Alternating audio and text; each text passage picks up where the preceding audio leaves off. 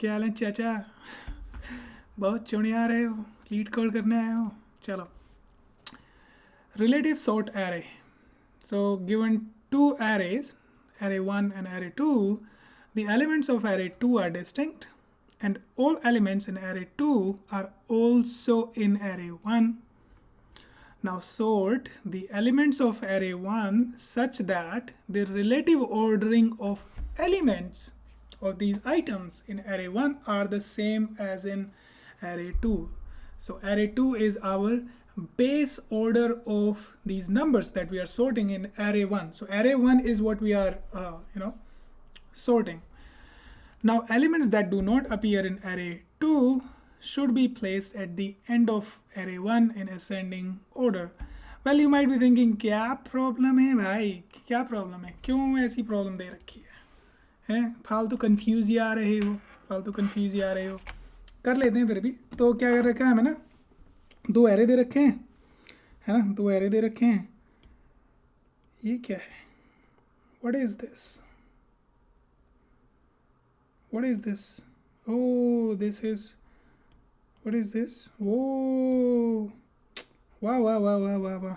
चलो थोड़े बकचोदी कम करते हैं, प्रॉब्लम करते हैं यार, तुम प्रॉब्लम देखने आए हो ना। ठीक है, तो एरे 1 दे रखा है, एरे 2 दे रखा है। तो अब देख लो, ये जो है ना, ये डिस्टिंक्ट हैं सारे, और ये एक और ऑर्डर है। एरे 2 के जो एलिमेंट्स दिए हुए ना, इसको ए बी सी डी मानो तुम, कि ये ए बी सी डी है मेरे भाई, है ना, ये है ए बी सी डी। तो ए बी सी डी जैसे हैं ये। अब इनका ऑर्डर देखकर तुमको जितने भी नंबर्स यहाँ पर हैं इन सबको सॉर्ट करना है, और सॉर्ट इस ऑर्डर में करना है। ठीक है, सॉर्ट इस ऑर्डर में करना है, और बाकी बचे हुए एलिमेंट्स को एंड में लगा देना है। तो अगर तुम देखो सिंपल भाषा में, आईएएस की तैयारी छोड़ दो तो ये क्या हो जाएगा, देखो अब हम क्या करेंगे ना, मेरे लिए बेटर होगा कि मैं ना इसका ऑर्डर थोड़ा सा स्विच कर लूँ, थोड़ा सा एकदम ये स्विच मार दूँ कि मैं इसको नीचे ले आऊँ, बहुत आसानी रहेगी, तुम देखना। तो मेरा क्या काम है, मैं क्या कह रहा हूँ कि भाई मैंने देखा कि पहले ना मैं अपना रिज़ल्ट सेट बना लेता हूँ, रिज़ल्ट एक एरे बना लेता हूँ और उसमें अपेंड करता रहूँगा। तो मैं क्या करूँगा, मेरा पहला एलिमेंट है 2, तो सारे जितने भी 2 इसमें दिख रहे हैं, क्यों ना मैं उसको अपने रिज़ल्ट में ऐड कर लूँ। तो मुझे 2 यहाँ दिखा तो रिज़ल्ट में डाल दिया, फिर 2 यहाँ दिखा रिज़ल्ट में डाल दिया, फिर और 2 ये दिखा तो रिज़ल्ट में डाल दिया, हो गए सारे 2 कवर हो गए। सेम वे में 1 कर लो, तो 1 देखो कितने हैं, 1 एक ही है। 4 देख लो, ये हो गया। 4 देख लो कितने हैं, 4 भी एक ही है। 3 देख लो, 3 कितने हैं, 3 2 हैं, तो 3 हो गया, 3 हो गया। फिर देख लो 9 कितने हैं, वेल 9 एक है। 6 कितने हैं, 6 भी एक है, तो ये भी हो गया, 9 भी हो गया है ना, और 3 भी हो गए सारे। तो बचा क्या क्या, तो चाचा बचा क्या, बचा हमारा 7, बचा हमारा 19, है ना। और कुछ बचा है हमारा, और कुछ बचा है कि नहीं बचा है, बच्चा नहीं बचा है ना, हो भी सकता है बचाओ, मतलब बचा तो नहीं है वैसे, है नहीं। तो क्या करो, इन दोनों को सॉर्ट करके, है ना। अब सॉर्ट इसमें तो कर नहीं सकते, इसके ऑर्डर से तो कर नहीं सकते, क्योंकि ये ऑर्डर इतना ही है। बाकी एलिमेंट को उसके अपने ऑर्डर में सॉर्ट कर दो। तो 7 पहले आएगा, है ना, 7 पहले आ गया, फिर 19 आ गया। अब इसको मुझे रिटर्न कर देना है। तो ब्रूट फोर्स अप्रोच इसकी भाई यही हो जाएगी कि मैं क्यों ना एरे 2 के सारे एलिमेंट्स में जाऊं और अंदर जाके नेस्टेड फॉर लूप में ये चेक करूं कि वो नंबर एरे 1 में कितनी जगह दिखा है, और उतने ही टाइम मैं अपने रिजल्ट में ऐड कर दूं, और जो नहीं दिखा उसको फालतू वापस किसी अपने रिमेनिंग या नॉट अपीयरिंग ऐसे करके तो उसमें ऐड कर दो, है ना, उसमें ऐड कर दो और उसको नीचे अपेंड कर दो। तो उसका सेट बना लेंगे, है ना, उसका सेट बना लेंगे। जो अगर नहीं आया है उसका सेट बना लेंगे, अदरवाइज अपन ना फालतू में बार बार हम सेम रिपीट करेंगे उसको, तो वो देखा जाएगा। तो ब्रूट फोर्स अप्रोच यही होगी है इसको थोड़ा सा सूडो कोड इसका लिख लेते हैं, फिर ऑप्टिमाइज वर्जन पे चलेंगे। अब मान लो इसकी लेंथ क्या है, इसकी लेंथ है m और इसकी लेंथ क्या है n। तो ब्रूट फोर्स करने में हमारा क्या कितना टाइम लगेगा, टाइम कॉम्प्लेक्सिटी क्या हो जाएगी। वेल एक तो तुम सारे नंबर्स के लिए तुम्हारे जो ये हैं ना, ये सारे नंबर्स जो हैं इसके लिए तुम क्या कर रहे हो, इसके लिए तुम m के थ्रू गुजर रहे हो, फिर तुम जा रहे हो सारे एरे वन के सारे नंबर्स पे चेक कर रहे हो, तो m इंटू एन हो गया, है ना, m इंटू एन हो गया। तो ये बेसिकली काइंड ऑफ तुम कह सकते हो कि n स्क्वायर टाइम कॉम्प्लेक्सिटी होगी, जो कि काफ़ी ज़्यादा है, इसको कम तो किया ही जा सकता होगा। और स्पेस भी भाई पूरा ले रहे हो तुम, स्पेस भी m प्लस एन ले रहे हो, ऐसा कहा जा सकता है कि m प्लस एन ले रहे हो, या फिर मोस्टली आई वुड से कि एट द एंड टोटल जो होगा स्पेस जो होगा वो अपने एरे वन की लेंथ के बराबर होगा। तो इसको गोली मार दो, ये हो जाएगा n हो जाएगा, ठीक है। ये स्पेस इतना ही तो ले रहे हो ना, फाइनली जब तुम रिटर्न करोगे तो एरे वन ही तो रिटर्न करोगे, और उसी रिजल्ट को ही तो बिल्ड कर रहे हो तुम, है नहीं। तो ये भी हो गया। चलो इसको कोड कर देते हैं, बहुत इजी है, बहुत इजी है, आप खुद ही जाके इसको करें कोड, है ना। चलिए, तो मैंने क्या कहा, मैंने कहा भाई एक रिज़ल्ट बना लेता हूँ सिंपल, फिर उसमें मैं विन लर्न करता रहूँगा। इट्स ए टू यार ये जोक मेरे हेड से निकलता ही नहीं है। तो रिज़ल्ट में चलो भाई, फॉर नम इन नम नहीं है भाई, ये एरे हैं, एरे 2। अब इस नंबर को चेक कर लो, इस नंबर को चेक कर लो, और ये भी बना लो, एक सेट भी बना लेते हैं, नोट इन एरे 2, ये एक सेट बना लेते हैं, इसको बोल देते हैं सेट। अब मैं बताता हूँ इसका हम करेंगे क्या। तो फोर अब सारे नंबर में चलो, फोर अरे यार इसको नम 1 बोलते हैं, इसको नम 2 बोल देते हैं, आसानी रहेगी। Num 2 in array 2 if num 2 equals to num 1, है ना। अगर एरे जो एरे 2 में है वो एरे जो 1 में है वो एरे 2 में भी दिख रहा है, तो मैं उसको ऐड कर दूंगा अपने रिज़ल्ट में। तो रिज़ल्ट अब देखो ऑर्डर रिलेटिव रहेगा, क्योंकि मैं पहले से ही देख रहा हूँ, अगर ये नंबर मेरे एरे 1 में कहीं भी दिख रहा है तो उसको अपेंड कर दो, बस हो गया। अब कोई सा भी ऐड कर दो, हैं तो दोनों सेम ही। और अगर नहीं हो रहा है मेरे भाई, नहीं हो रहा, तो इसका मतलब अपने रिज़ल्ट में ऐड कर दो, इसमें नोट इन एरे सेट में ऐड कर दो। तो इसका मतलब वो नंबर हैं जो एरे 1 में तो हैं लेकिन एरे 2 में नहीं थे, तो इसमें ऐड कर दो। क्या ऐड कर दोगे, नम 2 ऐड करोगे ना, क्योंकि ये वाला नंबर नम 1 के बराबर नहीं था। फालतू निकल आओ यहाँ से, वापस आ जाओ, वापस आ जाओ। तो इसको पहली बात तो एक काम करना, ये जो है ना तुम्हें सेट मिलेगा, अभी सेट मिलेगा। रिटर्न तुमको क्या करना है, रिज़ल्ट करना है, प्लस करना है, लिस्ट बनानी है सेट से, सेट को डालोगे ये लिस्ट मिलेगी। अब उस लिस्ट को सॉर्ट भी करना है जानी, क्या जानी, इसको सॉर्ट भी तो करोगे, सॉर्टेड कर दो, सॉर्टेड सॉर्टेड तुम्हें एक नया एरे दे देगा, जब तुमने एरे बना लिया है लिस्ट में तो डॉट सॉर्ट लगा दो, है ना, डॉट सॉर्ट बेटर है। सॉर्टेड याद रखना, सॉर्टेड तुम्हें एक नया एरे बना के देता है, सॉर्टेड उसी एरे को इन प्लेस सॉर्ट करता है। अब देखो ये चला के देख लेते हैं, का चाचा बहुत चिड़िया रहे हो। हाँ, नन टाइप तो देखो ये ना, अगर ये एरे मिला ही नहीं, क्या पता कुछ हो जो सारे, तो इसीलिए ये सॉर्टेड बेटर रहता है। तो सॉर्टेड एटलीस्ट मुझे एक एम्प्टी तो दे देगा, है ना, इसीलिए ये बेटर रहता है। देखो आंसर हो गया गलत, अब आंसर हो गया गलत, तो गलत कहाँ हो गया, हमारा लॉजिक फेल कैसे हो गया। ये सेट था ना हमारा, देखो शुरू के नंबर तो सारे करेक्ट हैं, बाद में मैंने ऐड क्या कर दिया, नोट इन एरे 2 और num 2 को मैं ऐड कर रहा हूँ। इफ़ ये इसके इक्वल है तो मैं ऐड कर रहा हूँ, नहीं है तो मैं नहीं ऐड कर रहा हूँ। अरे अरे अरे अरे अरे, अभी समझा। तो जो ये ऐड कर रहा है ना अपने सेट में num2 को, इसने जो है बाद में पूरा ही सब कुछ ही ऐड कर दिया है क्या? ऐसा लग रहा है सब कुछ ही ऐड कर दिया है। ये नहीं कर सकते हम, सेट बना नहीं सकते, क्योंकि पहली बात तो ये भी है कि नंबर कई बार भी अपीयर हो सकते हैं। देखो नंबर कई बार भी अपीयर हो सकते हैं, तो ये मामला यहाँ से छोड़ दो, ये मामला यहाँ से छोड़ दो, और एक num2 का ना इसका array2 का ही सेट बना लेंगे।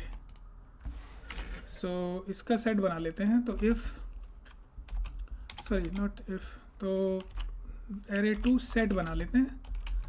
सेट कर दो array2 को,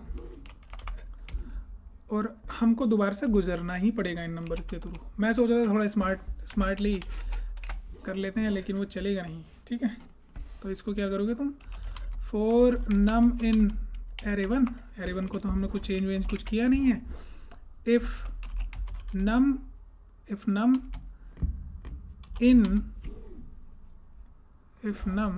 नॉट इन array2 सेट, तो उसको क्या करेंगे हम, रिमेनिंग एक बोल देता हूँ मैं इसको, है ना, इसको हटा दो, रिमेनिंग बोल देते हैं। लाइव डिबगिंग कर रहे हैं हम, लाइव डिबगिंग। देखो बकवास, मैंने ये प्रॉब्लम सॉल्व पहले करी नहीं है ना, तो ये सब तो इतना तो चलता ही रहता है, आपस में सब चलता है ब्रो। तो इसको एक एरे बना लो और इसमें डालते रहो सबको। तो रिमेनिंग डॉट अपेंड, अबे मेरे भाई, तो एक तो ना कैमरे के सामने ना प्रॉब्लम ज़्यादा होती है। तो रिमेनिंग डॉट अपेंड, और अपेंड कर दो इस नम को जो array1 में था और array2 में नहीं है, array2 में नहीं है। तो ये मैंने इसलिए किया कांस्टेंट टाइम में चेक हो जाएगा, वरना तुम array2 में एज ए लिस्ट भी चेक कर सकते हो, लेकिन और वो उससे टाइम कॉम्प्लेक्सिटी घटे बढ़ेगी नहीं, n/m ही रहेगी, है ना। तो जैसे करना वैसे कर लो। अब ये हो गया है, अब ठीक है, अब ये हो जाएगा भाई। तो कोड दिखाई दे रहा है, अब दिखाई दे रहा होगा। अब चलो अब कर लेते हैं। इसको लिस्ट बनाने की ज़रूरत है नहीं, ऑलरेडी ये लिस्ट है, और उसको सॉर्ट करने की तो ज़रूरत है ही भाई, है ना, सॉर्ट करने की तो ज़रूरत है ही। तो इसको रन कर लो, फटाक फटाक। अब देखो ये सबमिट होगा कि नहीं होगा, ये डाउटफुल है। देखो हो रहा है, लेकिन इतना ख़ास ऑप्टिमाइज नहीं है बहुत ज़्यादा, तो कर लेते हैं।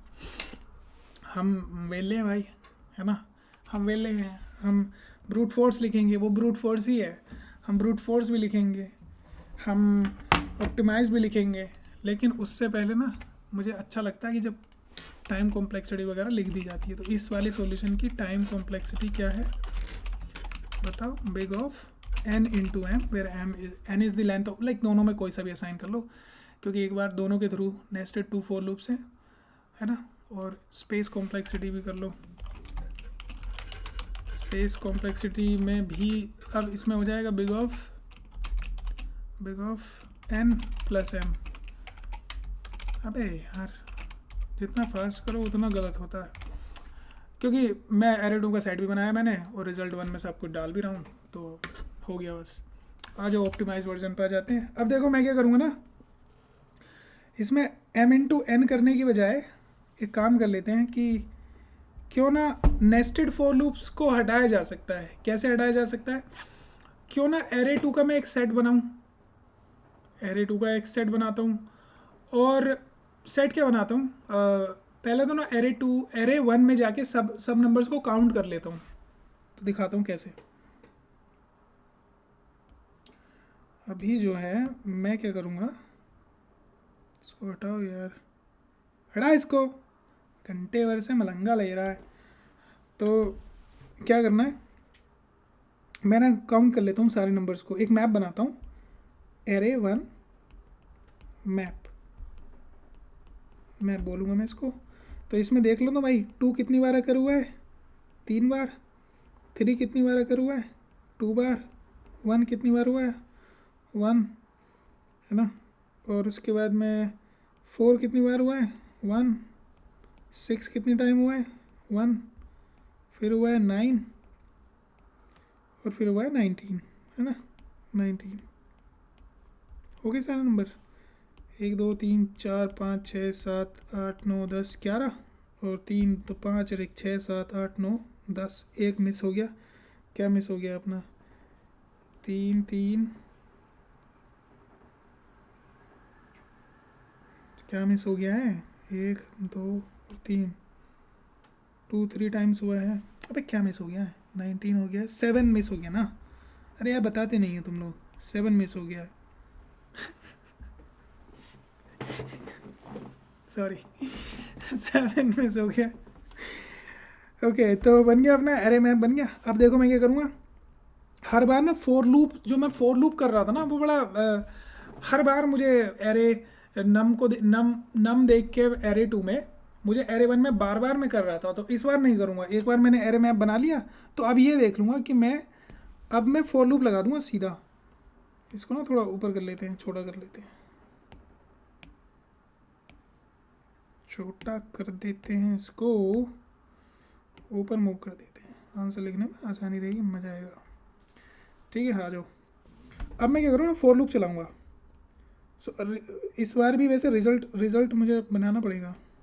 ठीक है रिज़ल्ट भी मेरा जाएगा, लेकिन इस बार हम फोर लूप लगाएंगे। फोर नम इन एरे 2, नम 2 नहीं एरे 2। अब देखो अब पहली बात तो ये है कि ये इसमें अपीयर करेगा ही करेगा, हमको मालूम ही है ना, करेगा हमको मालूम है। तो इसका काउंट निकाल लेते हैं। तो 4 इसमें मैं फोर लूप लगा रहा हूँ लेकिन ये मुझे n इंटू एम की कॉम्प्लेक्सिटी नहीं देगा, याद रखना। मैं बस ये कह रहा हूँ कि मेरे जो रिज़ल्ट में, और भाई इतना भी बकचोदी करने की ज़रूरत नहीं है, सीधा ना सीधा रिज़ल्ट को बोलो कि ए रिज़ल्ट इधर आ, रिज़ल्ट रिसर्ट नहीं है वो रिज़ल्ट है, रिज़ल्ट। तो एक काम कर, रिज़ल्ट को हम बोलेंगे रिज़ल्ट प्लस यहाँ पे नंबर जो है क्या है। पहली बात तो ये मुझे अब डिक्शनरी से निकालना है, नंबर डिक्शनरी में कितने टाइम हुआ है। तो डिक्शनरी से की निकाल लो पहले। तो की क्या हो जाएगी, की तो नम ही हो जाएगी। तो नम इस नंबर को कितने टाइम्स मल्टीप्लाई कर लो, एरे जो 1 का मैप है उसकी वैल्यूज़ निकाल लो नम से, और ये इसमें अपेंड कर देंगे हम। हो गया। इसमें ये कह रहे हैं कि भाई रिज़ल्ट जो है, रिज़ल्ट में दोनों उसको डिक्शनरी को ऐड कर दो। तो पहली बार जब तुम देखोगे ना 2, तो 2 नम 2 में है और इसमें 2 कितनी बार हुआ है 3 टाइम्स। तो मैं क्या करूँगा 2 को इसे डाल के एरे में 3 टाइम्स मल्टीप्लाई कर दूँगा, तो ये मिल जाएगा मुझको, ये मिल जाएगा। तो इसमें ऐड कर दूँगा तो ये मिल के यही बन जाएगा ना 2 2 2। ठीक है तो ये बन गया मेरा रिज़ल्ट। अभी ये मैं इसके थ्रू गुजर चुका हूँ, अब मैं इससे बाहर आ गया हूँ। अब मेरे पास में रिज़ल्ट रेडी है, रिज़ल्ट रेडी है। लेकिन एक चीज़ जो है ना अभी हमने नहीं करी है। क्या नहीं करी है कि जो नंबर्स इसमें भाई ये यूज़ हो जाएंगे, सब हो जाएंगे, यानी ये सब चला जाएगा, क्योंकि वो ये सब इसमें भी तो है ना, तो ये सब चले जाएंगे, 6 चला जाएगा, 9 चला जाएगा। तो ये 2 नंबर बच गए हैं, ये 2 नंबर बच गए हैं। तो क्यों ना इन 2 नंबर्स को मैं ये चेक कर लूँ, अपने नम्स 1 में। सो 4 इनको फिर हम वही रिमेनिंग चीज़ बोल देंगे, वो तो अभी हमने करके देख ही रखा है ना। रिमेनिंग वाला पार्ट एक लिस्ट बना लेंगे रिमेनिंग, और 4 नम इन नम्स एरे 1, यार नम्स 2 नहीं, in array 1 if num not in array 2 तो रिमेनिंग में ऐड कर दो, रिमेनिंग डॉट अपेंड कर दो इसमें इस नम को, और लास्ट में इसको सॉर्ट करके रिटर्न कर देना। रिटर्न एक तो रिज़ल्ट प्लस, अबे मत आ यार सीधी बीदी, सॉर्टेड में डाल दो रिमेनिंग, हो गया, बस यही सॉल्यूशन है, इसको जाके लिख दो, हो जाएगा। ठीक है, और इसको एरे 2 में ना चेक करके एरे 2 के सेट में कर लेना, वो तो हमें पता ही है। तो कर लेते हैं। इससे क्या हुआ ना, एक तो हमारा वो हो गया है, टाइम जो कॉम्प्लेक्सिटी है हमारी वो हो गई है बिग ऑफ, अबे ऐसे नहीं लिखते हैं, टाइम कॉम्प्लेक्सिटी हमारी हो गई है, ये सब सीखना पड़ेगा भाई मुझे, ये पेन चलाना नहीं आता है इस पर। तो टाइम कॉम्प्लेक्सिटी होगी बिग ऑफ, इसके थ्रू तो जा ही रहे हो एम, इसके अंदर जा रहे हो, पहली बात तो इसके अंदर जा रहे हो, और इसमें तुमने बोला है कि फिर इसको सॉर्ट भी करोगे तुम, है नहीं, सॉर्ट भी कर रहे हो रिमेनिंग में, क्या पता कोई सा आकर ही नहीं हुआ हो, तो रिमेनिंग में जो लेंथ है, मैक्स लेंथ एन हो सकती है, तो इसको एम प्लस एन भी कर सकते हो, है नहीं, क्योंकि एन के थ्रू तुम यहाँ जाते हो, प्लस log n, ये हो गई है टाइम कॉम्प्लेक्सिटी। पहली बात तो m आ रहा है यहाँ से आ रहा है m, फिर n आ रहा है यहाँ से, फिर सॉर्टेड से आ रहा है n log n, ठीक है, n log n, ये है टाइम कॉम्प्लेक्सिटी। स्पेस हो गया अपना m प्लस n, इससे ज़्यादा नहीं होगा, है नहीं, दोनों को कर देते हैं, क्योंकि रिजल्ट एक तो रिजल्ट में जाएगा, दूसरा मैं सेट बनाऊंगा जो m वाला है। लिख लो यार, लिख ले रहे हैं यार, चौधी होगी, इसमें मैंने खिचड़ी पका दी है, लेकिन हम आर्टिस्ट नहीं हैं, धीरे धीरे आर्टिस्ट बनेंगे। अगली बार से मैं ट्राई करूँगा कि बहुत सुंदर सुंदर हैंड राइटिंग में आप लोगों के सामने, ठीक है, ये कोड को मारते हैं गोली, इसको गोली मारते हैं, ऐसे गोली मार देते हैं, ये इसी को मॉडिफाई करें, नहीं ऐसे इस कोड को ना वो कर देते हैं, कमेंट आउट कर देते हैं इतना पार्ट, अरे नहीं यार, इसको पूरा कमेंट आउट कर देते हैं और फिर ऊपर इसको नीचे ले जाते हैं, तो रिजल्ट अपना इंटैक्ट रहेगा, num1 इन, ये भी इंटैक्ट रहेगा, इसको नमी कर लो सीधा, यहाँ से इसको फॉर लूप को निकालो, ये हमें नहीं चाहिए। अब एरे बनाना तुम भूल गए हो, तो एरे 1 जो मैप है, मैप ऐसे कर लो, या तो मैप खुद बना लेना, वरना मैं तो इसमें काउंटर बना रहा हूँ, ठीक है, काउंटर कर ले रहा हूँ। या फिर एक आसानी इसमें ये रहेगी कि ये फॉर लूप वगैरह ये तो चाहिए ही नहीं, इसमें ना रिमेनिंग को मैं यहाँ पे बोल देता हूँ, रिमेनिंग को यहाँ पे डिक्लेयर कर देता हूँ, और फिर काउंटर ना बना के इसको एम्प्टी मैप बनाता हूँ, और फिर काउंट कर लेता हूँ। तो फॉर नम इन nums1 नहीं, array 1,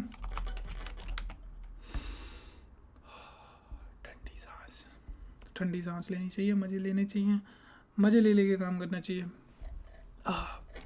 so for num in array 1, तो मैं क्या करूँगा, अपने मैप में ऐड करूँगा, अपने मैप में ऐड कर लो, मैप में नम के लिए मैं बोलूँगा इससे get its previous count for num, अगर ना मिले तो ज़ीरो ले आना, और उसमें एक ऐड कर देंगे, क्योंकि अभी अभी एक नंबर मिला है, तो ये इस तरीके से करना होता है, ठीक है। अब हो गया है, अब इसमें रिमेनिंग को मैंने ऊपर इसलिए मूव किया है कि मैं बोल रहा था कि अगर मान लो इफ़ ये नम जो है नॉट इन एरे 2,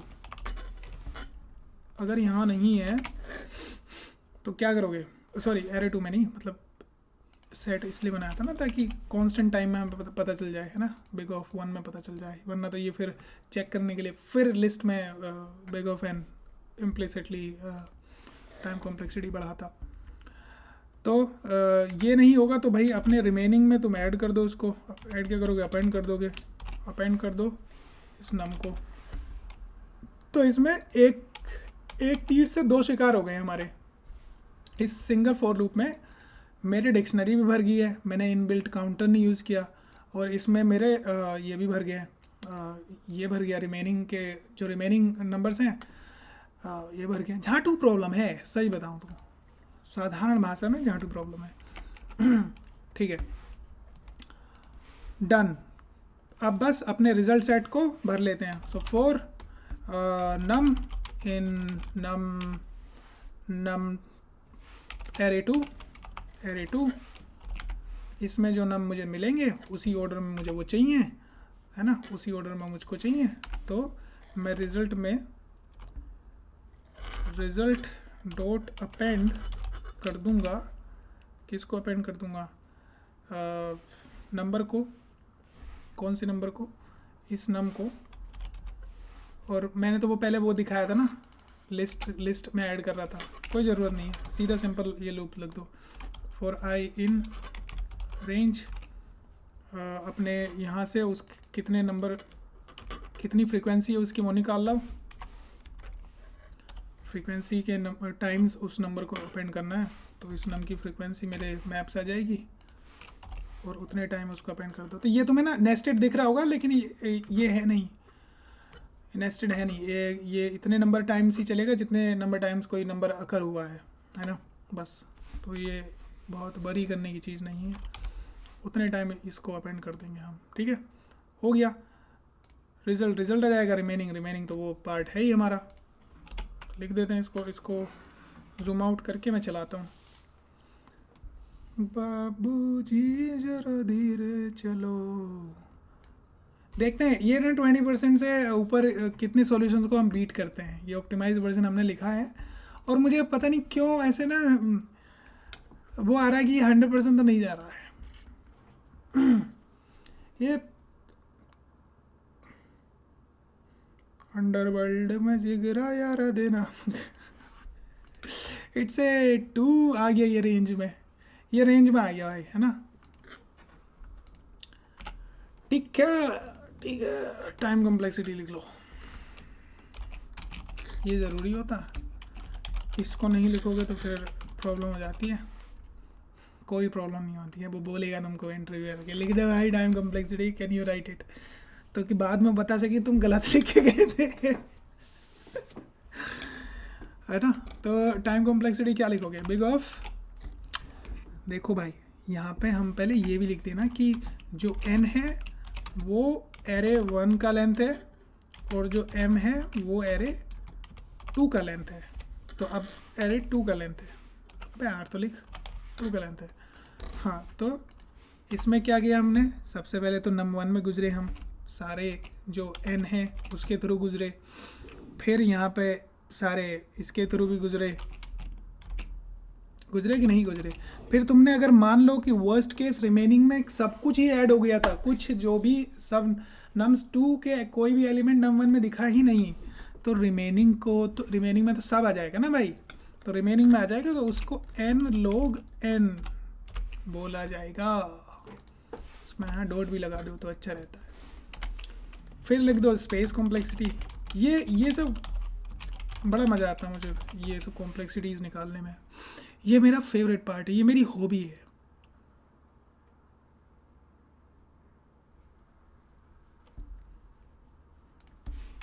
चलो आगे बढ़ते हैं। तो क्या बोला था, रिजल्ट में तुम पूरा n जा रहा है और फिर जा रहा है ये भी है तो m जा रहा है, बस इतना ही है, बाकी ये सब इसी में कवर हो जाता है। ठीक, अब देखो ये सब ना बहुत अच्छा मैंने प्लेटफॉर्म बनाया है elcoyogi.io। अब इस प्लेटफॉर्म की खासियत ये है, यहाँ एकदम सेलेक्टेड प्रॉब्लम्स हैं, खिचड़ी मच चुकी है लीड कोड पर, तो आराम से ये आइए, कभी कभी इंटरव्यू आता है तो एकदम से ये फर्स्ट क्लास प्रॉब्लम सॉल्व करके चले जाइए। करेक्ट, तो इसको पहले हमने ये कर लिया तो इसको सॉल्व कर देते हैं। और इस प्लेटफॉर्म को यूज़ करो भाई, लॉगिन करो, अपनी प्रॉब्लम्स ट्रैक करो, जो कर दिए उसको, है ना, ये दिखाते रहेगा कितनी प्रॉब्लम्स हमने 270 प्रॉब्लम कर दी हैं। 56 हमारा परसेंटेज आ गया। मेरे पापा इतने ही परसेंटेज से 12th क्लास में पास हुए थे, टॉपर थे वो अपने मेरे गांव के।